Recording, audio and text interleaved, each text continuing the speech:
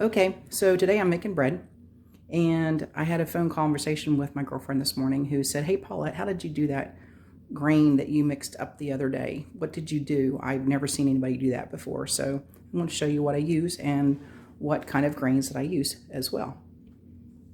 So I went online, and this is a coffee mill. Now they make grain mills out there. I just couldn't put myself to spending that much money. So I found something that would have a really good variety on the grind itself. And I think this works fine. And I've used it for now about a year or so. And it works pretty good on everything I want to do. Then I use a combination of almond flour, coconut flour, and then these are the grains that I grind. I have a soft wheat berry. That's what this is right here. It has all the husk and the wheat germ and everything in it once you grind it all up. Same thing here with a hard spring wheat berry. And then I also have Buckwheat Groats. Another flour that I use occasionally is quinoa flour. And those are the varieties of the ones that I use in combination.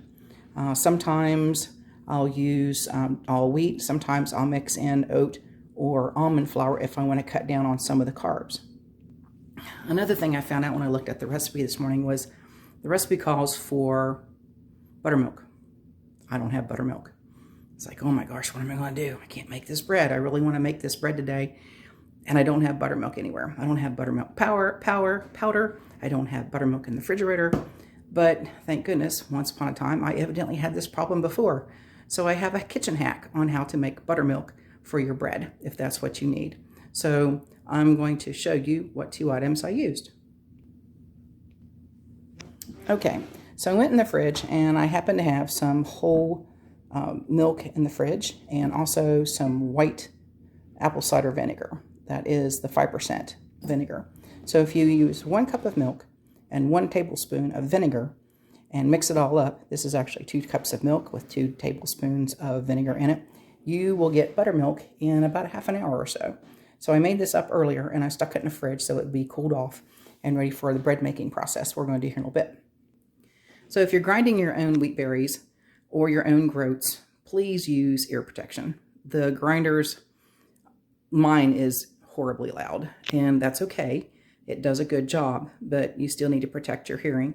So I use generally some earplugs for like hunters use to provide ear protection, and then I get together what flour I'm going to need. So that's it for right now. That's how you grind the wheat berries and the groats and make buttermilk for your bread. Okay, so that's it on getting the grain ready and the buttermilk ready. So I'm going to start doing prep for the bread and get all that together so that I can start mixing that up. And we'll see how it turns out.